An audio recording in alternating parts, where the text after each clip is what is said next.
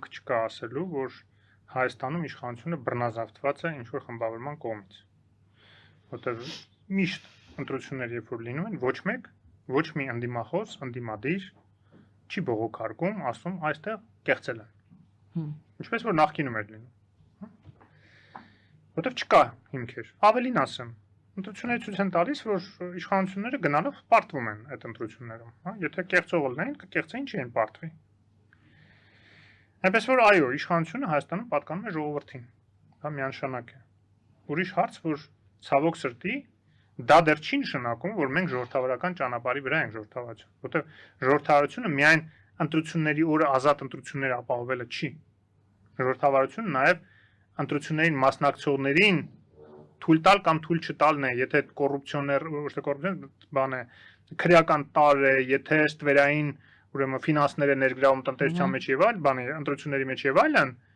բոլոր նորմալ երկրներում այդպիսի կուսակցությունները արգելվում են, այդպիսի տեխնացուները արգելվում են, թույլ չեն տալիս ներգրավել, ուղղակի որտեղ գնում են հետապնդվում են իրավական ճանապարհով։ Մեր մոտ իշխանությունները, այսպես, չգիտեմ, անունը դրել են ժողովրդավարություն, բայց դա ժողովրդավարություն չի։ Երբ որ դու ստվերային մամուլ ունես, որը որ մանիպուլացնում է ամբողջ դաշտը, եւ սնվում է նախկինների թալանչիների այդ գումարներից, երբ որ դու այդ նախկին թալանին ոչ միայն քաղաքական գնահատական չես տվել նախկին բռնազավթամներին, որը որ անընդհատ պահանջում էր հասարակությունը, ոչ մի վեթինգ չես արել, ոչ մի լյուստրացիա չես արել, օտարների ազդեցությունը թողել ես ագենտուրային ցանցերի ձևով, կաշառակերներին թալանչիներին ամբողջ համակարգերում թողում ես։ Միջին օղակները այսօր մնացել է բոլորը նախկին հանրապետական բարգավաճ, որտեղ ուզում ես նայ նախարարությունից մինչև տեղական ինքնակառավարման մարմին, իրենց նշանակած մարդիկ են։ Ու դու ասում ես դա ժողովրդավարություն է, դու այդ մարդիկ բերելու են էլի ռևանշի, դու ժողովրդավարական այլընտրանքի փոխարեն ստանալու ես թալանչիների այլընտրանք։ Որտեղ այդ մարդիկ անհամբեր սպասում են այն բաղձալի օրերին, երբ որ իրենք էլ այդ թալանի կերակրատաշտի մաս էին։ Հիմա սեղմված են, վախենում են։ Համակարգային կոռուպցիայի մասին։ Հիմա տեսեք, համակարգային կոռուպցիա ինչ նշանակում։ Նախ այն նշանակում, որ կոռուպցիան համակարգված է լինում։ Այսինքն ոչ թե ինքը սպորադիկ, սեգմենտար ինչ-որ տեղեր, ինչ-որ կոռուպցիոներներ կան, որոնց բռնում են, այլ համակարգային, այսպես ներքևից վերև համակարգ է, որտեղ կաշառքները, թալանը կամած գնում է վերև, վերևի մարդը դառնում է ամենահարուստը։ Ոնց որ մեր մոտ վերջի երկու նախագահները ուրոք եղել են։ Ովքեր են Սերժ Սարգսյանի ժամանակ ամենահարուստը Սերժն էր, իր Միշիկով հանդերձ, Ռոբերտ Քոչարյանի ժամանակ Ռոբերտ Քոչարյանն էր իր Դոդի Գագոյով հանդերձ, հա։ Այդ ամբողջը հենց համակարգային կոռուպցիան էր։ Հիմա այդպիսի բան չկա, բայց կան համակարգեր, որտեղ որ կան այդ ցավոք սրտի, այսպես ասեմ, կոռուպցիայի այլանդակ մասշտաբներ, հա, այսպես ասենք։ Բայց քանի որ դրանց դեմ պայքար կա, դա ցույց է տալիս, որ կոռուպցիան ամբողջությամբ համակարգային չէ։ Օրինակ բերեմ, Երևանի քաղաքապետարանը։ Անընդհատ քննչական մարմիններ, դատախազություններ, անընդհատ ինչ որ հանցագործություններ են բացահայտում, բռնում, թաղապետի տեղակալ, ես էլ որ երրորդ թաղապետար Շենգավիթիններ, հիմա Շենգավիթում էլ ինչ որ բաներ, վարչության պետեր, կենտրոնի թաղապետարանում, Արաբկիրի թաղապետարանում, քաղաքապետարանի մի քանի վարչություններում բռնում են, բայց չեն ավարտվում, որովհետև այնտեղ այդ նույն մարդիկ են։ Ու նայում ես կենսագրությունները Սերժ Սարգսյանի օրոք նշանակված, Ռոբերտ Քոչարյանի օրոք նշանակված։ Ինչի՞ չեք մաքրել, հարգելիներս։ Ինչու չեն մաքրել։ Որովհետև անունը դնում են մենք կադր չունենք, բայց ոչ թե կադրի հարց է, այլ տարական վեթինգային այդ մոտեցման մերժելու հարցն է։ Ինչու՞ չի արվել։ Այդ հարցն Նիկոլ Փաշինյանից հարցեք, ինքը խոստացել էր վեթինգ։ Ինքը երբ որ իշխանության եկավ, ասեց այո, վեթինգ անելու ենք։ Վեթինգը ինչով է իլյուստրացիայից տարբերում, որ մեր էլի դիտողները կարող է ոչ բոլորն են պատկերացնում, հա։ Իլյուստրացիան դա օտարերկրյա գործակալական ցանց, նույնիսկ ոչ թե գործակալական ցանցեր, այլ բարձր օտարերկրյա գործակալներ, եթե գիտեն կբռնեն։ Ես նկատի ունեմ KGB-ի, սովետական KGB-ի ժամանակ KGB-ից համագործակցած մարդկանց, որոնք ժամանակակից օրենքներով հետապնդման ենթակա չեն։ Մեր օրենքներով ոչ մեկ չի ասում, որ այն մարդը, որը որ ժամանակին սովետի ժամանակ KGB-ի հետ համագործակցել է, ինքը իրավունք չունի գնալ դառնալ երկրի ղեկավար օրինակ։ Չկա այդպես օրենք։ մենք ասում ենք, որ լյուստրացիայի մասին օրենք հենց դրա մասին պետք է լինի, որ էլի կա չես արգելում։ Նույն ես նկատի ունեմ մեղմ լյուստրացիայի տարբերակը, հա։ Մեղմ լյուստրացիան ինչով է տարբերվում կոշտ լյուստրացիայից։ Մեղմ լյուստրացիան է, երբ որ դու ոչ թե ասում ես բոլոր այդ նախկին KGB-ի գործակալներին պետք է բացահայտենք, հրապարակենք, ասենք սրանք ստուկա չեն եղել, համագործակցող են եղել KGB-ի հետ եւ այլն, սկսած է 37 թվից, որ հարևանների վրա դանոսներ են գրում։ Եվ սկսած նաեւ այն մարդկանցից, ովքեր հիմնադրել են տարբեր NKVD-ները եւ այլն, հա։ Այլ ասում ես, որ այդ մարդիկ իրավունք չունեն պաշտոններ զբաղեցնելու առանց բացահայտելու իրենց ինքնությունը։ Այսինքն ասում ես, օքեյ, շատ ես ուզում գնաս դեպուտատ դառնաս, նախարար դառնաս, վարչապետ դառնաս, ինչ ուզում ես դառնաս, բայց եթե դու պետական պաշտոնի հավակնորդ ես, ուրեմն պետքա մենք բացահայտենք, որ դու համագործակցող ես եղել KGB-ի հետ։ Լույս սփռենք, այո, լյուստրացիան այդ լույս սփռելու բանն է, հա։ Ստրացիա։ Եվ թող հասարակությունը, թող հասարակությունը որոշի, քեզ կտանեն թե չեն տանեն։ Հիմա վեթինգը։ Հա, այդ մեղմ լյուստրացիայի տարբերակն է, որը անցել է Բուլղարիան, էլի տարբեր երկրներ։ Վեթինգը վերաբերում է նրան, թե դու քո ունեցվածքը նախ առաջինը ո՞նց ես ձեռք բերել, այսինքն քո տնտեսական բարևարկությունը ինչպիսին է եղել։ Իսկ դու պետական պաշտոնյա հանդես, դա մասամբ կիրառվում է այս բռնագանձման մասին օրենքով, բայց դա չի հիմնականը։ Նաև շատ կարևոր է, թե դու իրավական տեսակետից ինչ բարևարկություն ես դրսևորել։ Օրինակ, եթե դու եղել ես քննիչ, դու կատարել ես հանձնարարականներ վերևից եկած, անձամբ Սերժ Սարգսյանի կողմից եկած, որ այս ընդդիմախոսից հետապնդի, սրան բռնի, սրան գործ սարքի վրան, այս մեկին ասա, որ ինքը այսինչ կազմակերպիչ է ինչ որ բաների խժդժությունների, այս մեկին ասա, որ քարա շպրտել ոստիկանության վրա, այս մեկին էս ասա, մի բան գտի վրան կարի, ոչ թե գտի, այլ կարի, որտեղ այդ մարդիկ այդպիսի բաներ չեն արել, հա։ Այնքան որ տար բանտ նստեցրա, հետապնդի, վախացրա, գույք բռնագրավենք, գանձենք, որ տնտեսական խնդիրներ առաջացնենք այդ մարդկանց մոտ, այն տիպիկ Սերժի ժամանակ կիրառվող բան։ Ռոբերտ Քոչարյանի ժամանակ ուղակի դնում էին գնդակահարում էին, ոնց որ մարտի 1-ին եղավ ընդդիմախոսներին, Սերժ Սարգսյանի ժամանակ այսպեսի կեղտոտ ձևերով էին փորձում, էլի մեկը մյուսից դրանով էլ եմ ասում, ոչ մի պակաս չէին։ Հիմա այդ մարդիկ, որոնք որ պատվեր են կատարել,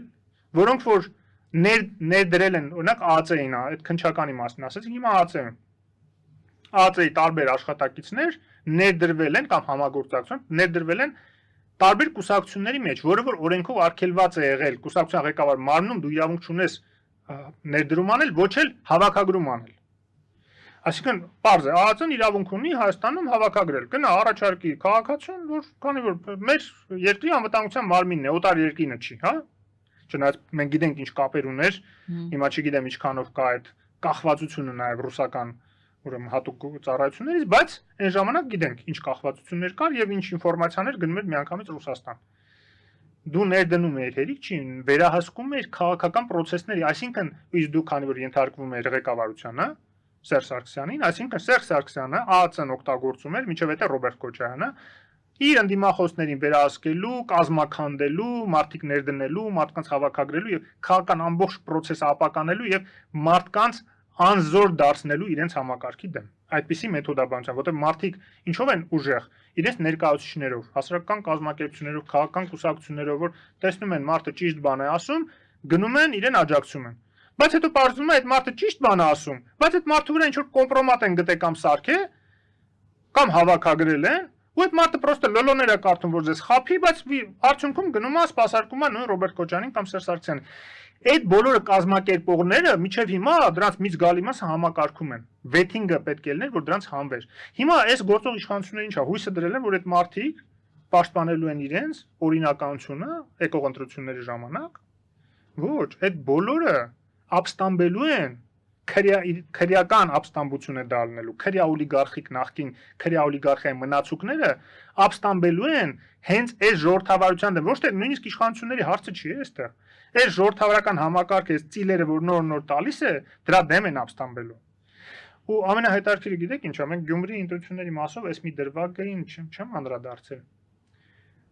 Իշխանության ներկայացուցիչներից մեկը հպարտանում էր, ասում էր, ո՞նց եք մեզ մեղադրում հակաժողովրդավարության մեջ, եթե այդ պետական ապարատի, տեղական ինքնակառավարման մարմինների, քաղաքապետարանի աշխատակիցների մի զգալի մասը մեր դեմ էր աշխատում։ Լսեք, եթե ձեր դեմ աշխատեին ի օգուտ որևէ այլ ժողովրդավարական այլընտրանքային ուժի, մենք կհասկանայինք։ Բայց որ ձեր դեմ են աշխատում Վարդանիկի օգտին, իմանալով ով է նա, դա ինչ է նշանակում։ Դա նշանակում է, որ դուք եք թերացել, դուք վեթինգ չեք արել, դուք նորմալ կադրային չիստկա չեք արել։ Ինչ նշանակում, դե իրանք պրոֆեսիոնալ թալանչիներ են եղել։ Դրա համար է այսօրին են հասցնել երկիրը, պրոֆեսիոնալ Սերժ Սարգսյանն էլ թողեք, ասեք հենա 10 տարին նախագահ եղել, լավ պրոֆեսիոնալ նախագահ է դարձել, հետո էլ պրոֆեսիոնալ վարչապետ կլներ, թո մնար, եթե պրոֆեսիոնալիզմ է դա կոչվում։ Չարեցին ոչ վեթինգ, ոչ լուստրացիա, քաղաքական գնահատականն էլ չեմ ասում։ Այսինքն իշխանության բռնազավթված էր, չէ՞ միջև այդ։ Բոլորս գիտենք ոնց էին կեղծում ընտրությունները։ Հանրապետական կուսակցությունը առնվազն, միջև այդ նաև Բարգավաճ Հայաստան կուսակցությունը, որոնք որ այդ կեղծիքներին, ընտրակաշառքներին ուղիղ մեղսակցություն են ունեցել, պետք է արգելվեին, իսկ այդ արգելելու համար պետք է քաղաքական գնահատական տրվեր։ Ուսումնասիրվեր, ապացույցները բերվեր, հարցումներ արվեին, քանի որ ես մի քիչ տեղյակ եմ ոնց են կայացվում որոշումները, հա, նաև իշխանության ներսում։ Ես հիշում եմ, թե ինչ դիմադրության ճակատ էր ձևավորվել վեթինգի գաղափարին ԿՊ-ի ներսում, որի առաջամարտիկներից էր Բադասյանը։ Այդ լավ հիշում եմ։ Հիմա տեսեք, Բադասյանին հարկայինի այդ պետի պաշտոնից հանում են, բերում են նոր մարդու, եւ այս նոր մարդու օրոք սկսում է վարչարությունը կտրուկ բարելավել եւ հարկային մուտքերը կտրուկ ավելանալ։ Ինչ է դա նշանակում։ Բադասյանի օրոք ես քանի անգամ ասել եմ, քանի անգամ իր հետ նաև հանդիպման ժամանակ ցույց եմ տվել տեղերը, ովքեր չեն մուծում հարկերը լիարժեք, խոշոր բիզնեսմեններ այդ թվում։ Սամվել Ալեքսանյանից սկսած, անունն էլ տվել եմ քանի տեղ հրապարակային նաև։ Ու ամեն անգամ հարցնում եմ այդ խանութների իմ ծանոթներին, խանութ տերերին, հարցնում եմ, ասում եմ, հա, ոնց է, էլի թղթով տալու, թղթով չտալու հարցը կա։ Ծրարով, հա, երևի թե։ Չէ, թղթով, փաստաթղթով։ Հա, Այսինքն ապրանքը բերում էր, հասկանամ։ Սամվել Ալեքսանյանի այդ բանը, ֆիրմաների, հա, սիթիների, այնտեղ, չգիտեմ, ոնց է կոչվում իրանց այդ բանը։ Բերում էր, ասում էր, չէր ասում է առանց թուղթ եմ տալու մենակ։ Ասում էր թղթով այսքան արժի, առանց թուղթ այսքան արժի։ Փոքր երկիր է, էլի այդպես բաներ հնարավոր չի գաղտնիք պահել։ Էն էլ հարկայինի պետից։ Որ ես ասում եմ ընդհանրապես մի քանի տես ծանոթ ունեմ, որ ստուգ եմ ինֆորմացիաներ չլինի, որ մի աղբյուրից մենակ ստանամ, ու դա գիտես, ստույգ հստակ բաներ գիտեմ, որ ֆիրման, որ ապրանքն է առանց փաստաթուղթ բերում, դա համատարած էր, էլի։ Բնականաբար, եթե դու փաստաթղթով ես տալիս, ավելի հարկը մեծ է լինում, դու հարկ պետք է տաս, առանց փաստաթղթի հարկ պետք է չտաս էժան է լինում։ Հիմա եթե դու առանց փաստաթղթի ես անում, դու մտնում ես քրեական հանցագործության մեջ, դու գողանում ես պետության բյուջեից փող։ Բայց եթե չես մտնում, քո կողքի խանութն է մտնում այդ հանցանքի մեջ, ինքը ավելի էժան է վաճառում այդ ապրանքը, մրցակցային առավելություն է ստանում, դու սնանկանում ես։ Այսինքն պայմանները այնց են դրած եւ հարկայինը աչք էր փակում։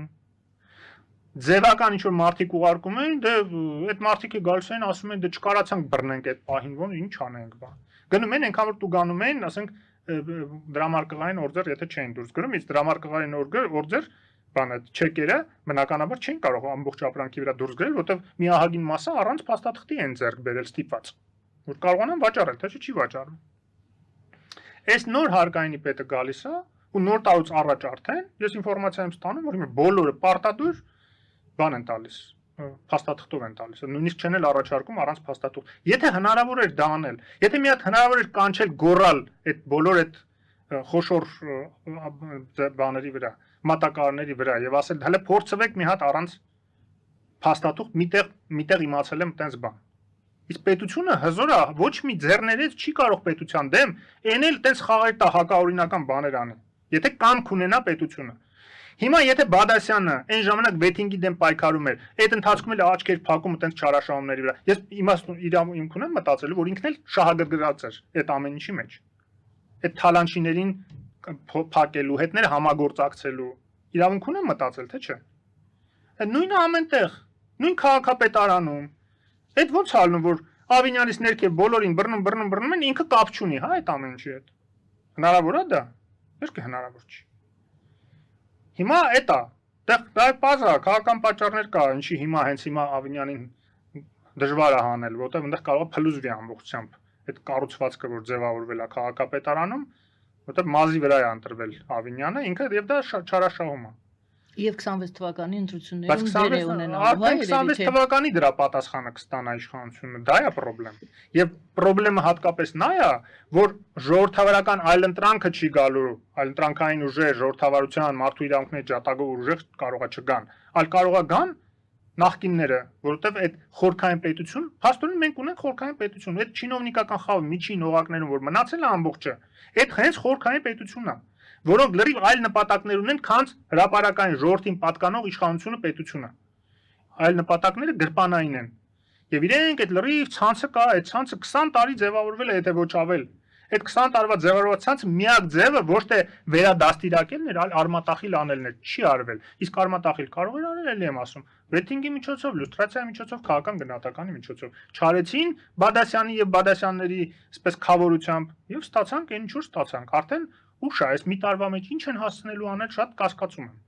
Եվ ոնց որ Գյումրիում այդ չինովնիկական խավի մի զգալի մասը իշխանության դեմ պայքարեց, ես խնդիր չունեմ, եթե մարդիկ իրենց քաղաքական հայացքներ ունեն բոլոր ժողովրդավարական երկրներում, Շվեյցարիայում օրինակ եթե վերցնենք, խնդիր չի։ Նախկին ընդդիմադիր ժողովրդավարական ուժն էլ կարա իր կողմնակիցներ ունենա, գործող իշխանությունն էլ որ էլի ժողովրդավարական է, իր կողմնակիցները չինովնիկների մեջ կարա ունենա։ Բայց եթե նախկինը ոչ թե ժողովրդավարական էր, այլ իշխանությունը բռնազավթած թալանչիների խումբ էր, որը պետությունը հասցրեց այս պարտությունների ու դժբախտությունների, իրանց մնացուկներին պահելը որպես իրենց քաղաքական հայացքներ ունեցողների եւ թույլ տալ, որ իրենք էլ մի բան էլ նախկինին աջակցեն վերադառնալ, դա նշանակում է հանցագործություն պետության դեմ։ Մեր ժողովրդավարության պետականության դեմ։ Դա մնում որ հասկանան, բայց չեն հասկանում, այդ խնդրեմը արդեն։